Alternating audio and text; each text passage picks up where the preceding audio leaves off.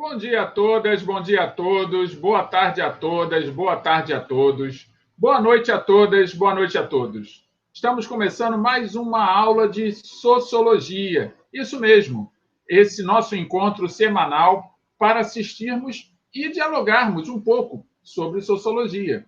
Então, sejam bem-vindas e sejam bem-vindos a esse nosso reencontro, a esse nosso canal e que possamos aproveitar ao máximo tudo aquilo que nós vamos discutir com vocês hoje.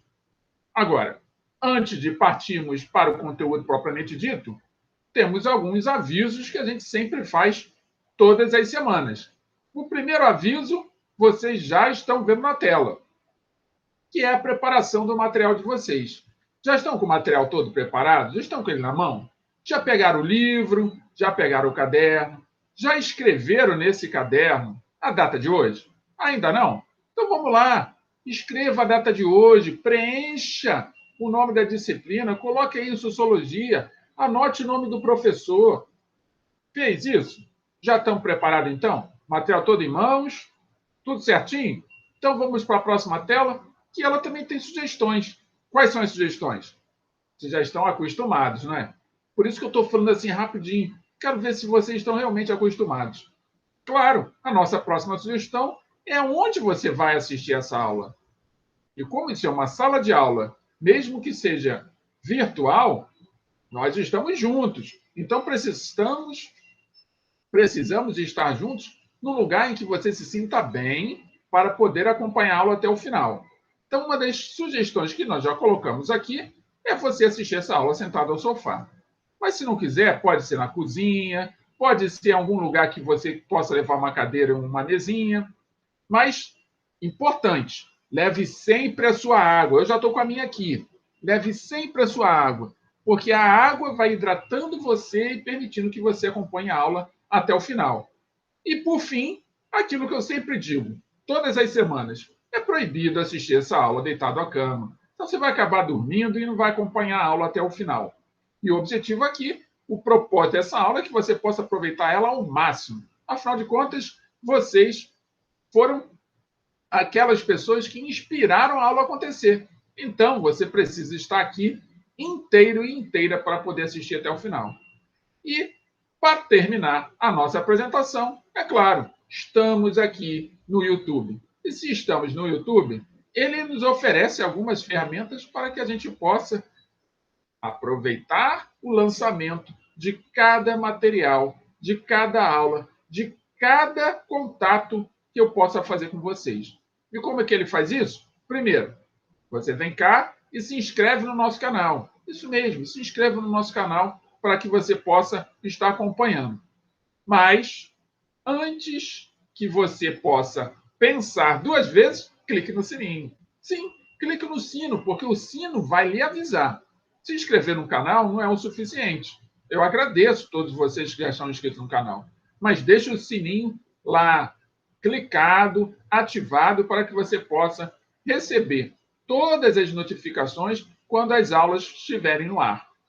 E por último, não menos importante, claro, você gosta de dizer se gostou ou não daquilo que você assiste.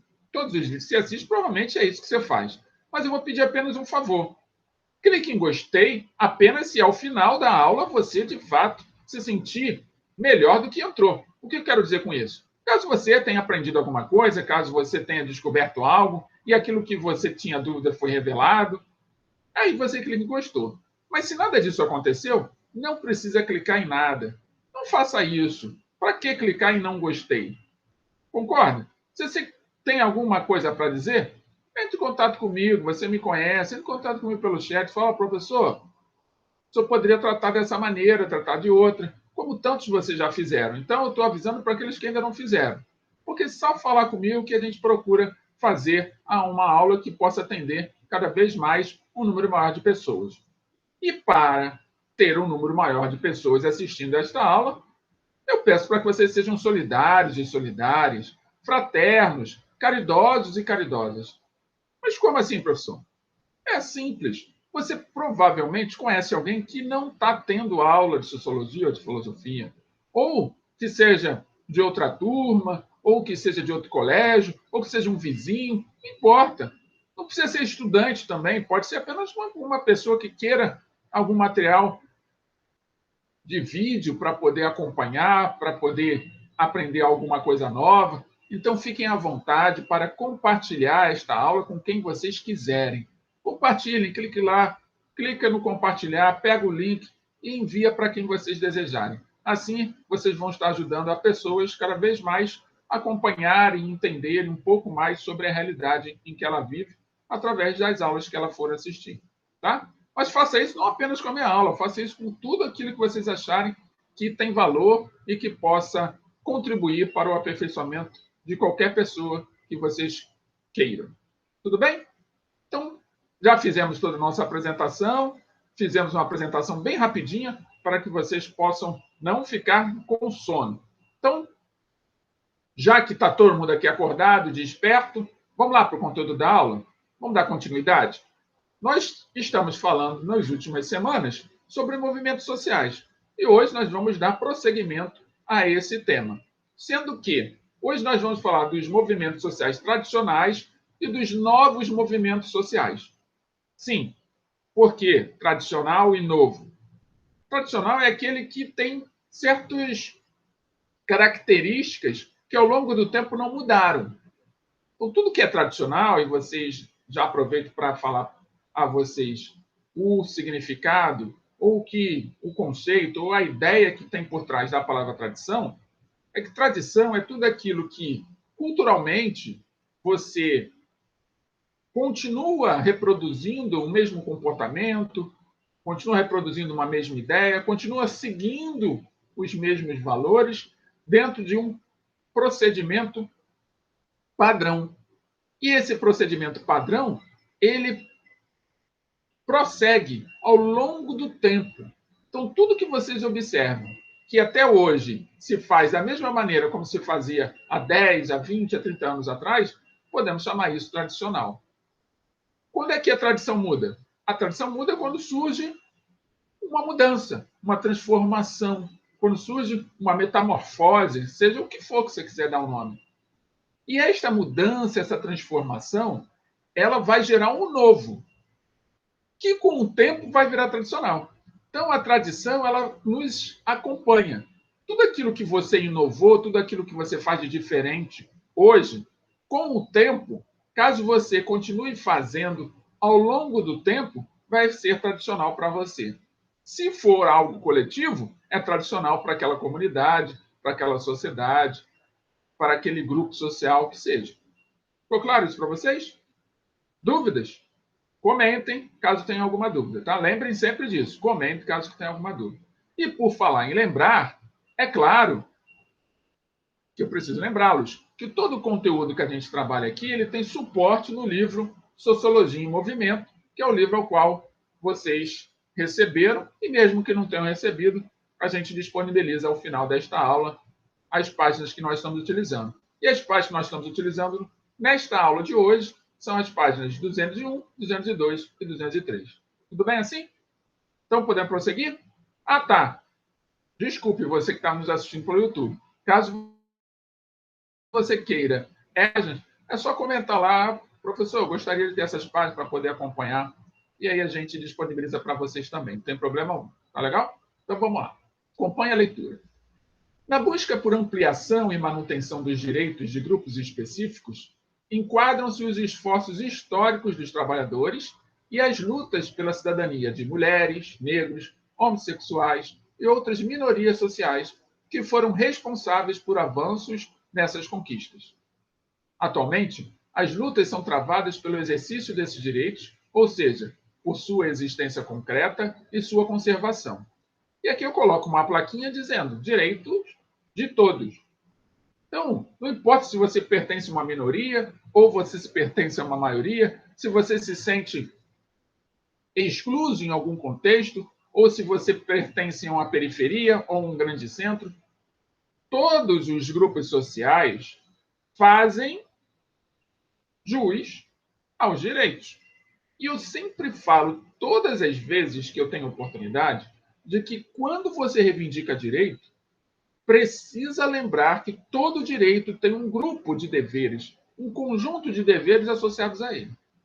Então, antes de vocês mencionarem que desejam ter seus direitos garantidos, investiguem a si mesmos e percebam e identifiquem se vocês estão cumprindo com vossos deveres. Se vocês cumprem com seus deveres, vocês têm todo direito do mundo a reivindicar por direitos. Compreendem? O grave problema da sociedade, não só aqui no Brasil, é que muitos indivíduos só querem ter, mas não querem doar. O que significa? Só reivindicam ganhar coisas, mas não estão dispostos a entregar o que têm. Para que você ganhe alguma coisa, não obrigatoriamente você precisa doar. Porque o doar tem que vir antes de você ganhar. Você precisa ter a consciência que há alguma coisa que habita em você, que são as suas habilidades, que se elas habitam em você gratuitamente. Você nasceu, cresceu, se desenvolveu até hoje com essas habilidades. Não importa qual seja a sua habilidade, com toda certeza você tem alguma. E essas habilidades você recebeu de graça da natureza, ao nascer. Então, coloque-se à disposição de fazer o seu melhor sempre. Esta é a sua doação. Na medida que você cumprir com isto, com esses deveres, colocando-se à disposição, ou colocando à disposição suas habilidades e competências, é natural você querer ter mais. E aí você reivindica por direitos caso você não tenha acesso a eles. E esses direitos são vários. Pode ser direito a ter respeito, direito à liberdade de expressão, pode ser direito ao trabalho, pode ser direito à educação, pode ser direito à saúde, pode ser direito a transporte, pode ser direito a acesso, pode ser direito que você quiser, desde que você esteja em dia com seus deveres. E se você não tem grandes deveres a cumprir, o dever básico seu é fazer o seu melhor. Colocar à disposição da sociedade ao qual você está inserido as suas maiores competências, aquilo que você sabe fazer de melhor. Mesmo que alguém diga, isso que você sabe fazer não tem tanto valor, ignore essa pessoa, porque essa pessoa provavelmente ela tem pouco valor.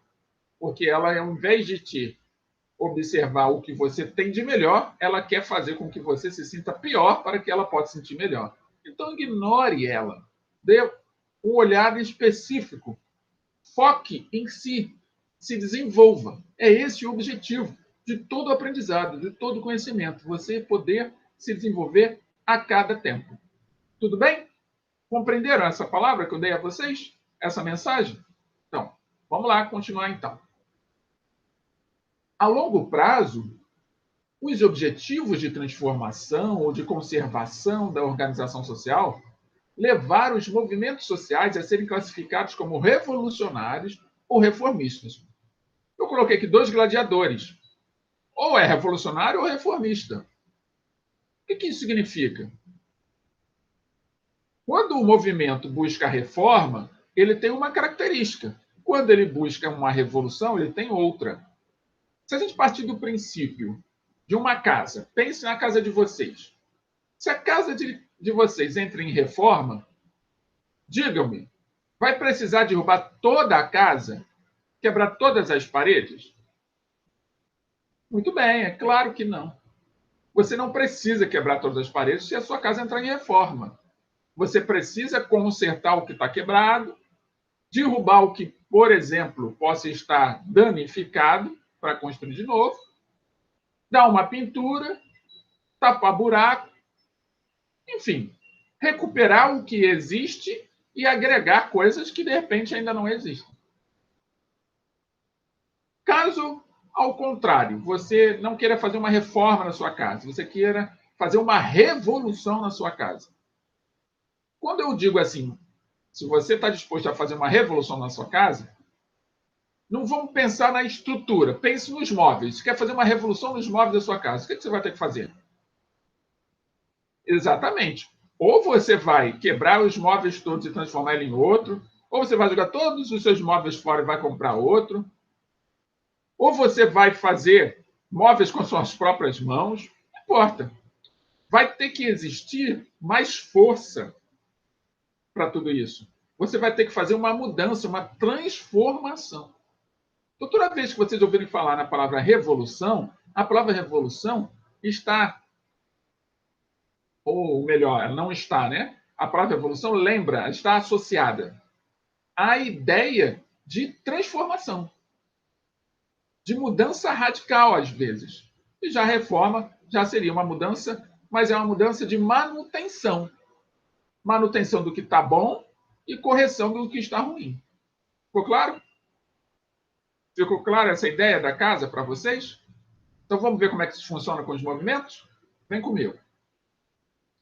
Então, movimentos revolucionários visam promover uma reorganização radical de toda a sociedade e transformar, assim, não apenas as leis internas que estruturam o Estado, mas também as próprias bases que legitimam sua autoridade e permitem seu funcionamento. Como eu falei para vocês, a revolução é algo mais radical. Ela quer uma transformação geral. Derruba presidente, muda a lei, não importa. Toda vez que falar revolução, lembrou, né? Tem essa ideia da transformação. Tem um radicalismo por trás. Já os movimentos reformistas aceitam a estrutura das instituições sociais e políticas, embora a considerem passível de melhorias e objetivem eliminar abusos de determinados setores sobre os demais. Então é mais ou menos assim. Eu estudo numa escola. Um exemplo. Eu estudo numa escola. Não estou satisfeito com o método de ensino dessa escola. Eu, indivíduo, converso com 2, 3 colegas, eles também não estão. Aí esses 2, 3 colegas conversam com mais 2, 3 e acabam descobrindo que boa parte da escola, dos alunos da escola, estão insatisfeitos com o método de ensino. Qual é a proposta? Vamos acabar com a escola ou vamos melhorar o método? Qual é a ideia de vocês? O que vocês acham? O que se deve ser feito nessa escola? Isso aí. Vamos melhorar o método. Eu não preciso destruir a escola. A escola tem uma infraestrutura, a infraestrutura é boa, tem banheiro, tem bebedouro, tem pátio, tem telhado, as paredes são sempre pintadinhas, o quadro é muito bom. Tem até data show essa escola. Tem lá o projetor de multimídia, tem laboratório de informática, tem cantina. Pô, a escola tem muita infraestrutura. O que está desagradando? O método de ensino. Então vamos conversar, vamos dialogar, vamos debater, vamos pensar qual é a melhor forma de fazer isso ou fazer aquilo, qual é a característica dos estudantes, o que mais atinge o objetivo, o propósito quando eles estão em sala de aula, que mais os agrada, como que eles aprendem melhor, enfim, vamos discutir diversas formas para melhorar o método de ensino. Isso é uma reforma. Se eu, não, vou fazer uma revolução nessa escola. Beleza, então vamos quebrar a parede, vamos destruir o laboratório de informática, vamos botar computador novo lá, vamos fazer outra cantina, vamos quebrar todo o banheiro e fazer um banheiro novo. Isso é uma revolução. Vamos demitir todos os professores, vamos contratar professores novos, vamos mandar embora todos os funcionários, contratar novos funcionários, principalmente se for uma escola particular, então é que dá para fazer isso mesmo.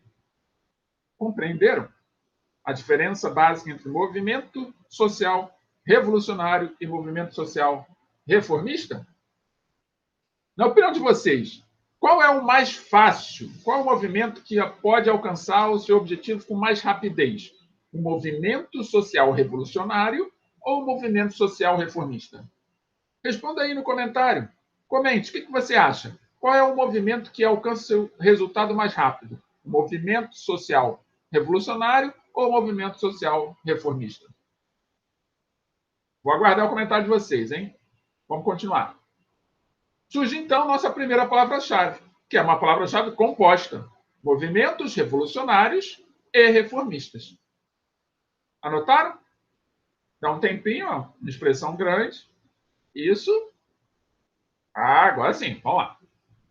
É possível fazer um recorte na história dos movimentos sociais e sua interpretação em duas categorias gerais distintas, levando em conta aspectos como sistemas de organização, tipos de relações estabelecidas por seus integrantes, orientações desenvolvidas com as instituições sociais e estruturas a serem transformadas.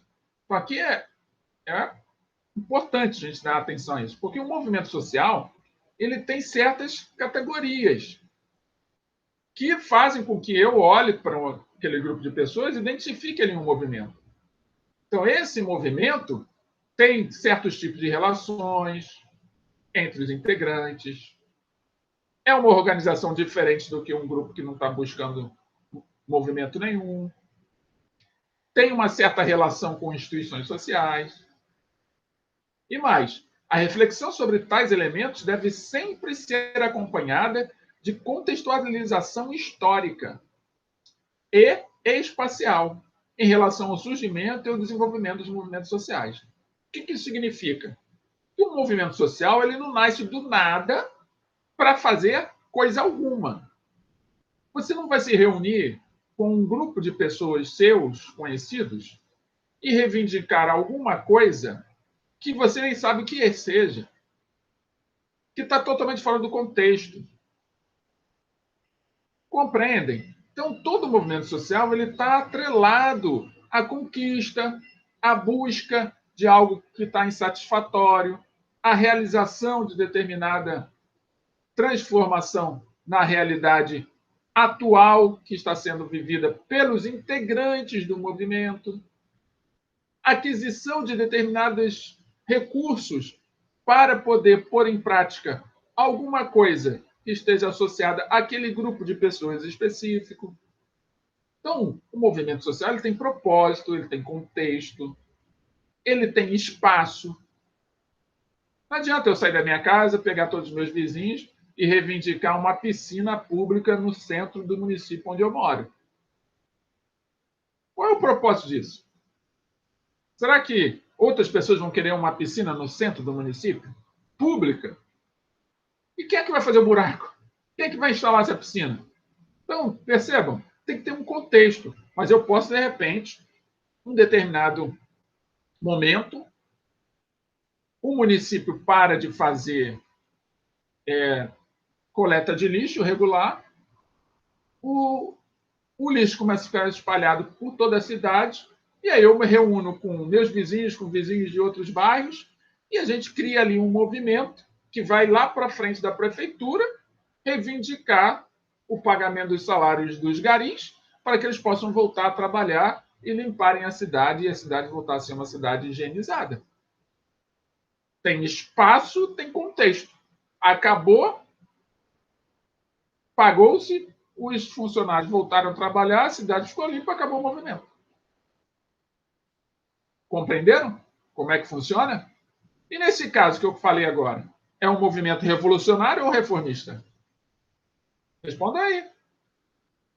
É isso, exatamente. Reflitam. É essa a ideia. Para pensar. Porque às vezes a gente é pego de surpresa, a gente nem sabe por que aquele movimento está acontecendo e eu nem paro para pensar nisso. Todo momento que você esbarrar em pessoas reunidas se manifestando, tem propósito, tem espaço, tem uma característica, tem objetivo e tem contexto.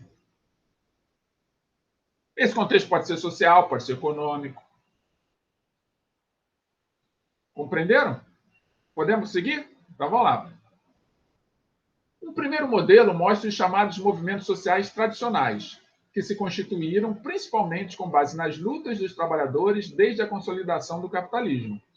Então, aquele primeiro modelo do revolucionário, esse seria um movimento tradicional, movimento social tradicional, porque eles querem mudança, eles querem transformação, ainda mais depois que o capitalismo se consolidou.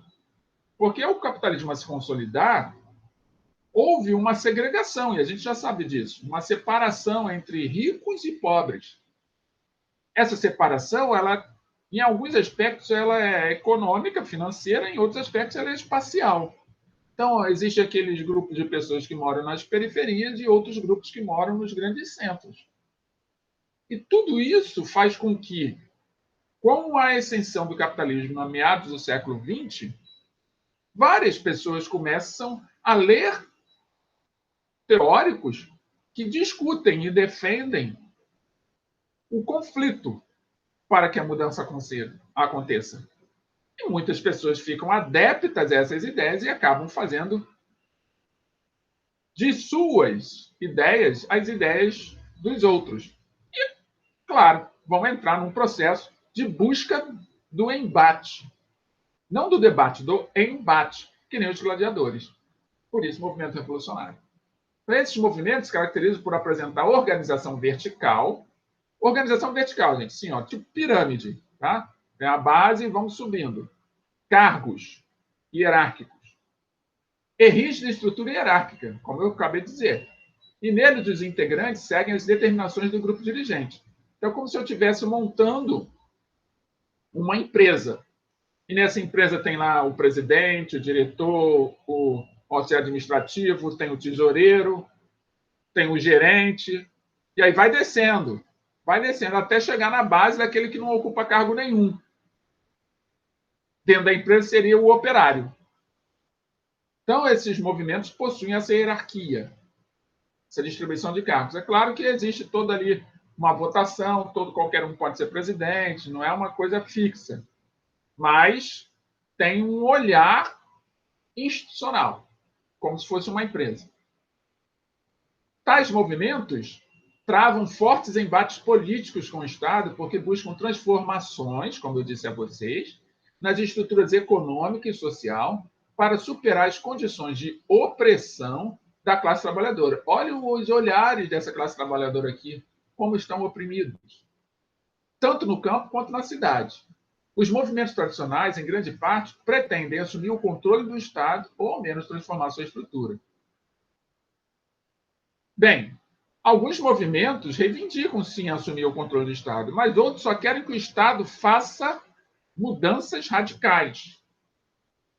E essas mudanças radicais nem sempre são possíveis, e isso causa muita luta, como já aconteceu ao longo das décadas, em séculos passados, mas, principalmente, por trás de cada luta também tem perdas, não só tem ganhos. Então, todos que se envolvem em movimentos sociais revolucionários ou dos movimentos sociais tradicionais sabem que para ganhar alguma coisa vão ter que perder algo.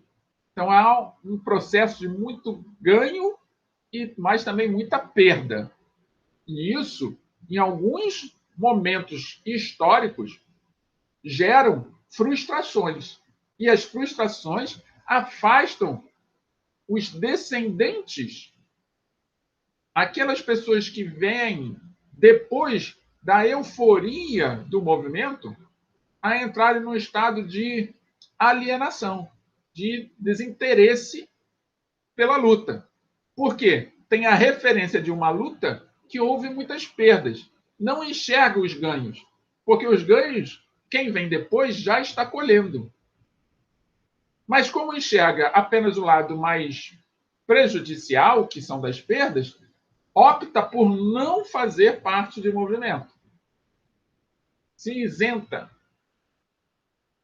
E aí tem que olhar para frente, os historiadores principalmente, que analisam movimentos sociais, ficam observando as oscilações temporais quando os grupos se reúnem, conseguem transformações radicais, têm perdas, e o próximo grupo que vai ser formado, ou seja, a descendência, é exatamente no momento da descendência do movimento.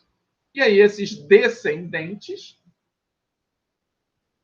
aproveitam os ganhos, mas não se esforçam para manter aquilo que se ganhou.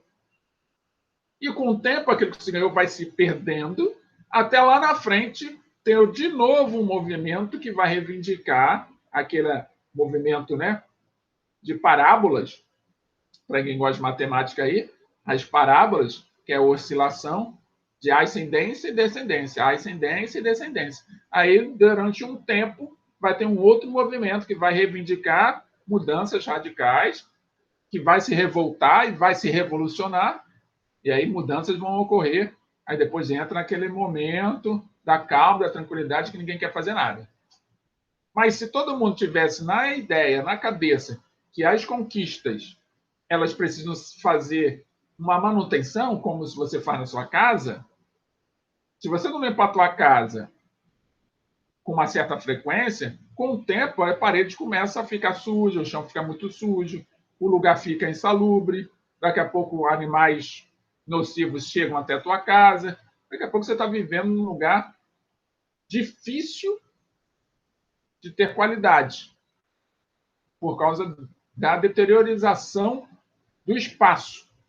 Então, aí, os direitos conquistados através dos movimentos tradicionais, eles precisam ter um trabalho de manutenção, de reivindicações periódicas, para que aquela conquista não se perca ao longo do tempo.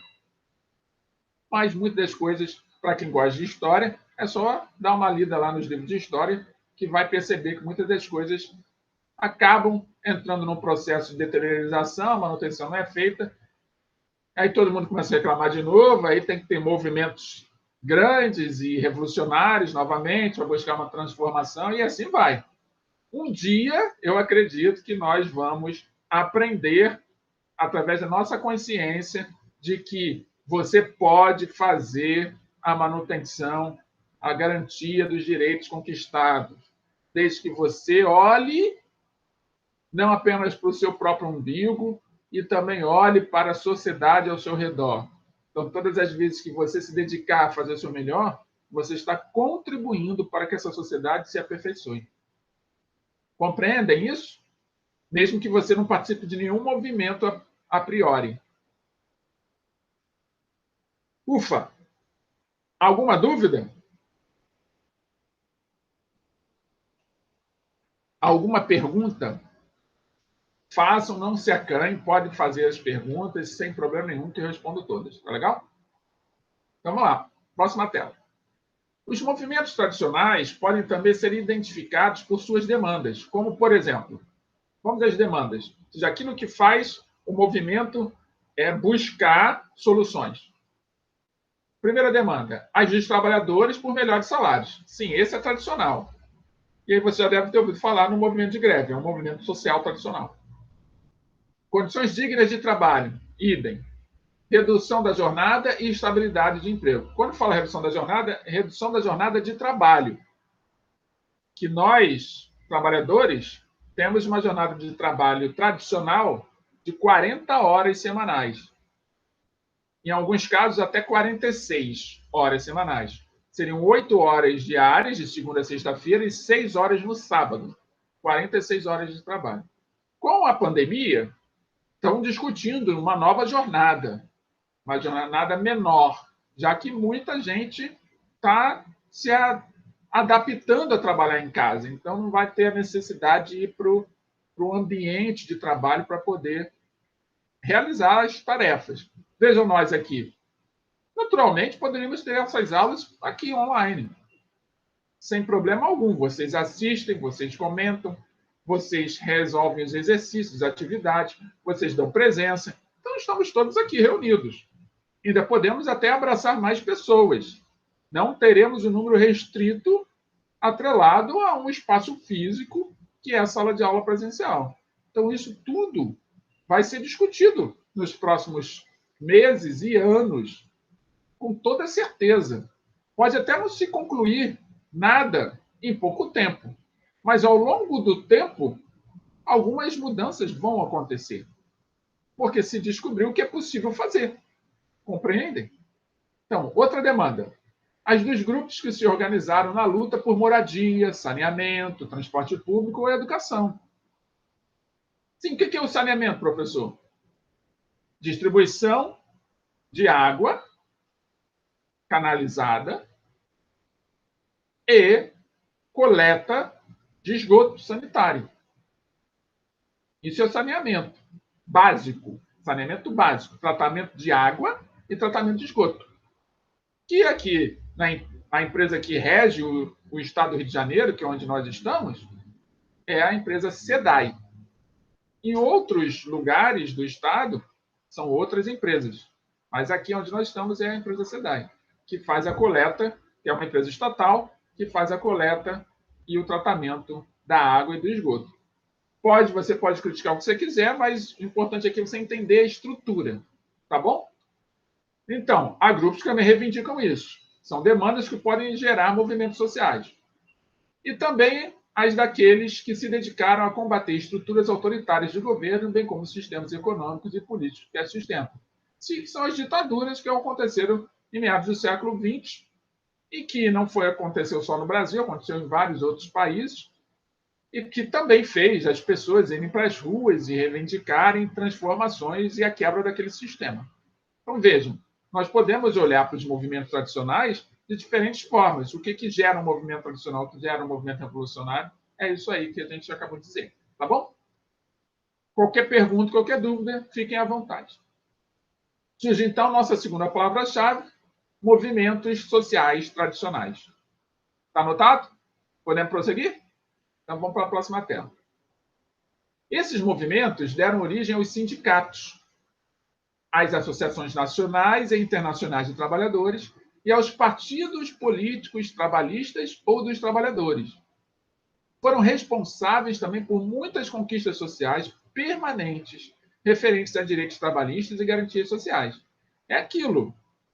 Quando há transformação, há benefícios, há conquistas. Claro que por trás de cada conquista há perdas. Mas esse é o processo da vida. Não estou dizendo que vocês devem se envolver em movimentos sociais revolucionários, tradicionais. Mas é importante compreender o porquê eles são gerados e o que essas pessoas fazem, mesmo que eu não participe, elas trazem para todos, não apenas para aqueles que estão participando, os benefícios.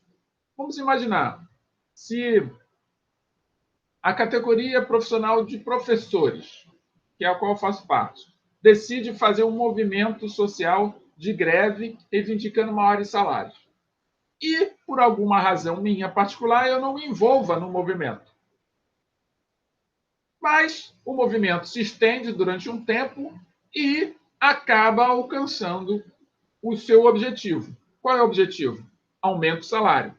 Por exemplo, aí aumenta o salário dos professores. Vai aumentar só dos que participaram do movimento? Não. Vai aumentar o salário de todo mundo, inclusive o meu, que não participei. Entretanto, vão ter perdas. Por exemplo, vocês vão ficar sem aula. Então, aqueles que participaram do movimento vão ter que repor essas aulas. Ah, mas professor, o senhor não participou, o senhor é espertinho, hein? Não. O fato de eu não ter participado também vai me prejudicar. Por quê? Porque mesmo não participando, os efeitos da reposição das aulas vão sobrecair também naqueles que não participaram. Mesmo que eu não reponha a aula, vocês vão ficar sob pressão. E toda a pressão que vocês receberam, vocês vão devolver para aqueles que não participaram. Então, toda, vamos dizer assim, o emocional da escola vai estar afetado. Não só da escola onde você está, mas de toda e qualquer escola.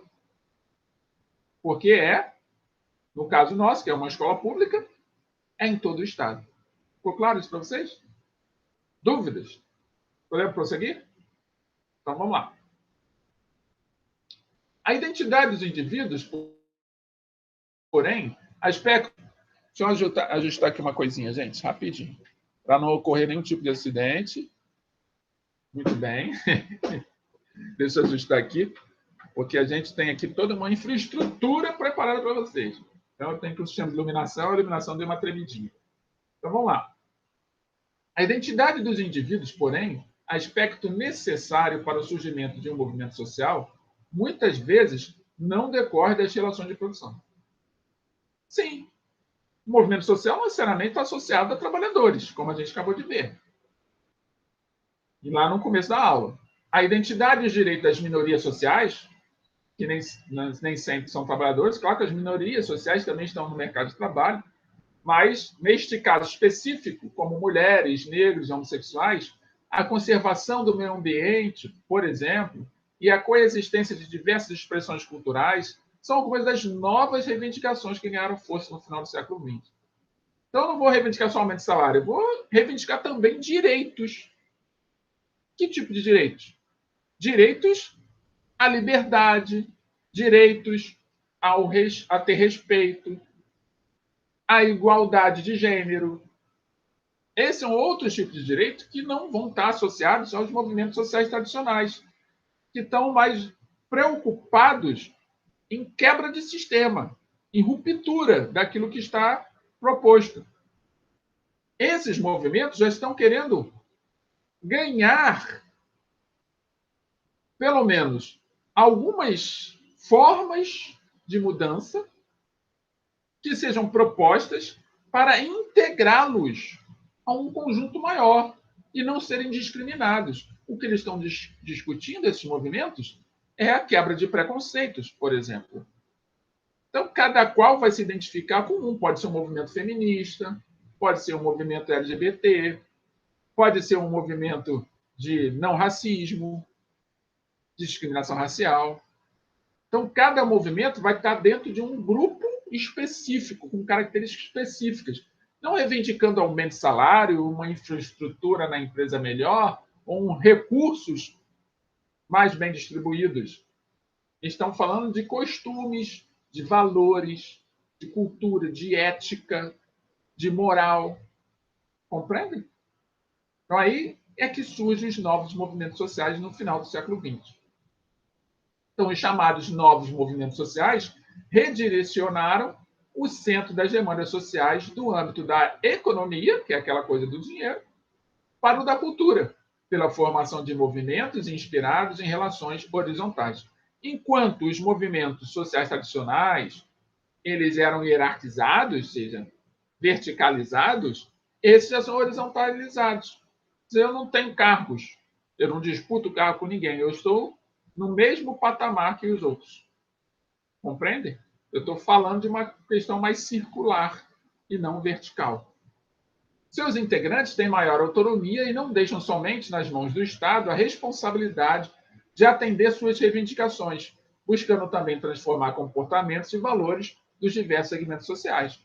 Sim, eu entro num processo de reivindicação, eu chamo um colega, um amigo, uma amiga, um irmão, seja quem for, um vizinho, que compartilhe daquele meu interesse, se identifique comigo, ou porque ele também é gay como eu, ou porque ele é negro como eu, porque como ele é mulher como eu, ou porque ele é feminista como eu. Não importa o que possa nos unir, desde que nos una. E essa autonomia vai fazer com que a gente se organize e vá lá às ruas se manifestar, apresentar nosso ponto de vista, mostrar que o preconceito não está com nada, que todos têm direito à igualdade de gênero, e assim vai. Compreendem? Então, esses novos movimentos, eles já têm outras características. O movimento dos trabalhadores. Os movimentos sociais podem ser caracterizados pela organização, pela consciência coletiva e por objetivos políticos. Esse sistema de expressão pública foi precedido por manifestações de mobilização social que ainda não tinham caráter político explícito, nem linguagem própria para expressar seus objetivos. Agora a gente vai tratar de um movimento social tradicional específico, que é o movimento dos trabalhadores. Por exemplo, trabalhadores japoneses, que lá na antiguidade, na Idade Média, se revoltavam. Por que eles se revoltavam? Provavelmente por causa da exploração dos senhores. Os senhores iam lá, eles plantavam, colhiam, e os senhores iam lá, tiravam praticamente tudo, deixavam o mínimo para eles. Aí isso chega a um limite. E aí os camponeses começam a se revoltar. Isso é só um exemplo. A gente pega lá na história, lá na Idade Média. Mas até hoje isso ainda acontece. Porque hoje a gente tem os movimentos de greve dos trabalhadores, como eu comentei instantes atrás. Compreende? Então, essa questão de a gente se envolver em movimento faz parte do processo da maturidade política de qualquer cidadão. Eu digo maturidade política não é essa partidária. Maturidade política é aquela de ação do cidadão na coletividade, de ele dar a sua contribuição para o aperfeiçoamento do sistema. Você pode estar vivendo numa cidade que é uma cidade super bem organizada, mas uma outra cidade não é tão bem organizada assim. Então, os moradores daquela cidade podem se organizar e reivindicar aos dirigentes, aos governantes daquela cidade, melhor distribuição dos recursos, uma infraestrutura urbana melhor. E isso faz com que aquelas pessoas ganhem experiência política. Agora, pode ser uma empresa automobilística, uma empresa farmacêutica, uma empresa que produza, vamos supor, navios, pegando coisas bem gigantes. Mas pode ser também uma empresa que produza papel, né? Transforme celulose, que produza plástico, uma empresa petrolífera. Não importa a indústria ou a empresa que você trabalha. Pode ser até uma empresa que trabalha com vestuário, que produz roupas. Se você sentir a categoria de profissionais daquela empresa sentirem que não tem suas necessidades sendo atendidas, ou seja pelo salário, seja pela infraestrutura, tem todo o direito de reivindicar. Tá bom? Desde que esteja, lembrando sempre, com seus deveres em dia. Então, as representações de luta social com organização política explícita surgiram na modernidade. Nem sempre tinha essa visão política. A Idade Moderna é marcada pela substituição do modo de produção feudal pelo modo de produção capitalista, atrelado ao crescimento do comércio das cidades. Nesse tipo de economia, caracterizado pela acumulação de capital e pela propriedade privada, os trabalhadores não são os proprietários dos meios de produção, dos recursos essenciais da sobrevivência. E é aí onde os teóricos que eu falei lá no começo vão aparecer. E um teórico que é muito conhecido é o Karl Marx. Está aqui o Karl Marx e o seu livro, chamado O Capital. Então, de acordo com o Karl Marx, a modernidade é marcada pelas relações antagônicas entre burgueses, que seriam os donos dos meios de produção, ou seja, o dono da empresa, o dono da máquina, o dono da fábrica, e os proletários, que seriam os trabalhadores assalariados, que vendem sua mão de obra em troca de salário, em que os interesses de um grupo se opõem aos de outro. Então, para o Marx, ao observar essa dicotomia, como a gente chama, esses dois lados da mesma moeda, que é o mercado de trabalho, ele observa que burguês e proletário não combinam, não tem diálogo. Claro que isso não é bem assim. E também não foi bem assim que Marx disse. Entretanto, a maneira como se ouve é a maneira como se interpreta. E aí a interpretação de muitos grupos que viraram movimentos sociais era de que tinha que pegar em armas, tinha que reivindicar transformações radicais e fazer mudanças no sistema. O que eu estou mostrando para vocês é um tipo de movimento social muito característico da revolução social, daquela que busca transformações. E esse movimento social é esse dos trabalhadores, no qual está fundamentado. Então, o movimento dos trabalhadores foi responsável pela conquista de muitos direitos trabalhistas e desempenha até hoje importante papel nas disputas políticas e nas ações do Estado. Sim, pode ter perdido força? É natural. Em alguns aspectos, perder força. Mas a força que se perde não é uma força, como eu diria assim, ela não existe mais. Ela apenas está ganhando novas formas. Ainda está se descobrindo qual é essa nova forma. Porque a gente está num processo. Lembra-se que isso acontece na virada do século XX para o século XXI. Então, a gente ainda está no processo de aprender a nova forma de reivindicar por questões que afetam grupos de pessoas, sejam eles de trabalhadores, de donas de casa, de pessoas que lutam por direitos iguais na questão do respeito, na quebra de preconceitos. Estão acompanhando? É esse o propósito do movimento social. Então surge aí a nossa terceira palavra-chave, novos movimentos sociais. E dentro desses novos movimentos sociais, é claro que a gente tem que comentar. Eu comentei sobre o movimento dos trabalhadores, que é um movimento tradicional. Vamos comentar agora de um novo movimento social, que é o movimento estudantil, que, diferentemente do movimento dos trabalhadores, é policlassista. Enquanto o movimento dos trabalhadores reúne pessoas da mesma classe social e econômica, o de estudantes, não importa, pode ser uma pessoa que tem alto poder aquisitivo, uma pessoa que tem baixo poder aquisitivo. Eles estão na categoria de estudantes. E a categoria de estudante engloba várias pessoas de diferentes classes sociais e econômicas. E tem uma outra característica, é que no movimento de estudantes ele é transitório. Botei até aqui uma ampulheta para mostrar que o movimento social de estudantes ele é transitório, porque quem está lá atuando vai ser renovado com o tempo, porque você não entra para a escola para ficar na escola para sempre. Você vai cumprindo as suas séries, vai completando suas séries, e daqui a pouco você está fora da escola e vai para uma outra instituição, seja de nível superior. E esse processo, só pensando no ensino médio, né? Esse processo de transitoriedade faz com que esse movimento seja muito dinâmico, mas também ele demore pouco tempo. Não tem uma manutenção muito grande.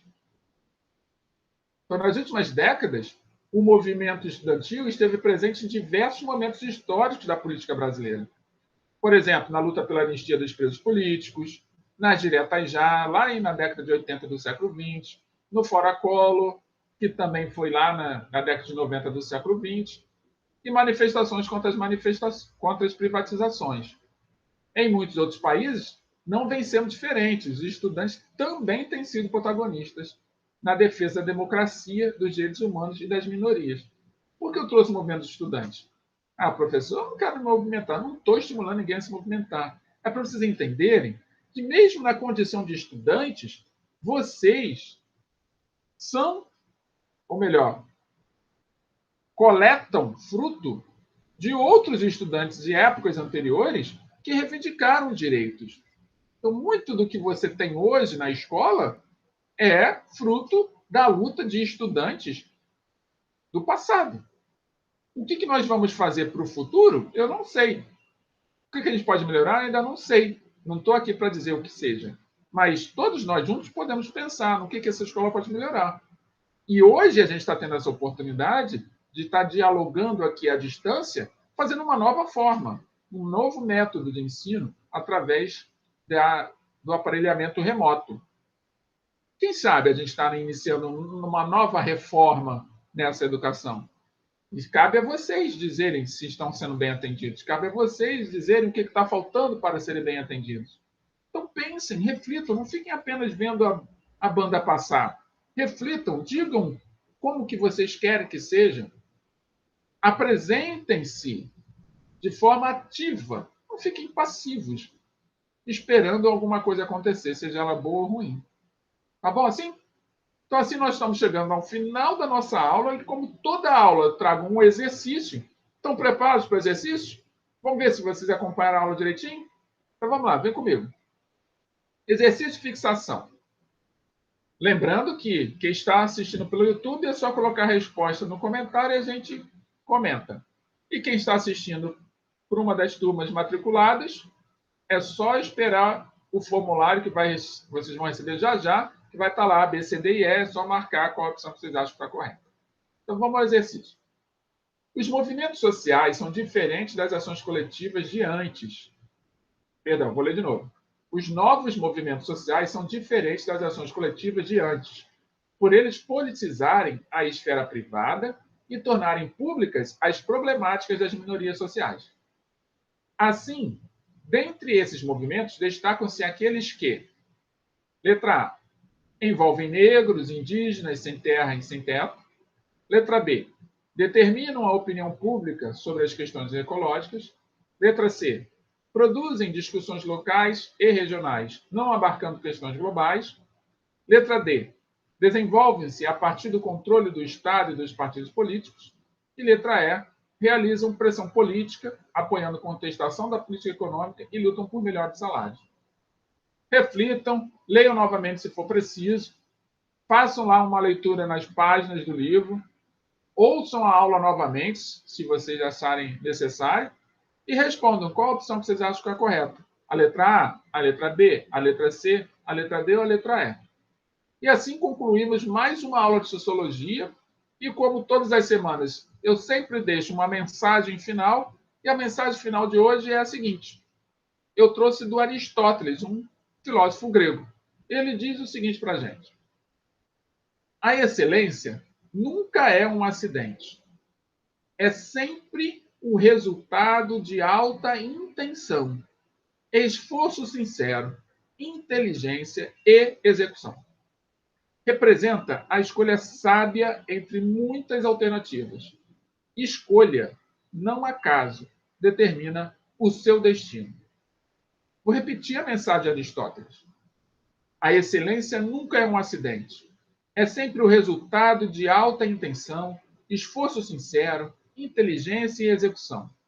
Representa a escolha sábia entre muitas alternativas. Escolha, não acaso, determina o seu destino. Reflita sobre essa mensagem de Aristóteles. Comente se achar necessário. E assim, chegamos ao final de mais uma aula de Sociologia, convictos de que nos reencontraremos na próxima semana, nesse mesmo horário, nesse mesmo canal. Um beijo no coração de cada um de vocês e nos vemos na próxima semana. Até lá!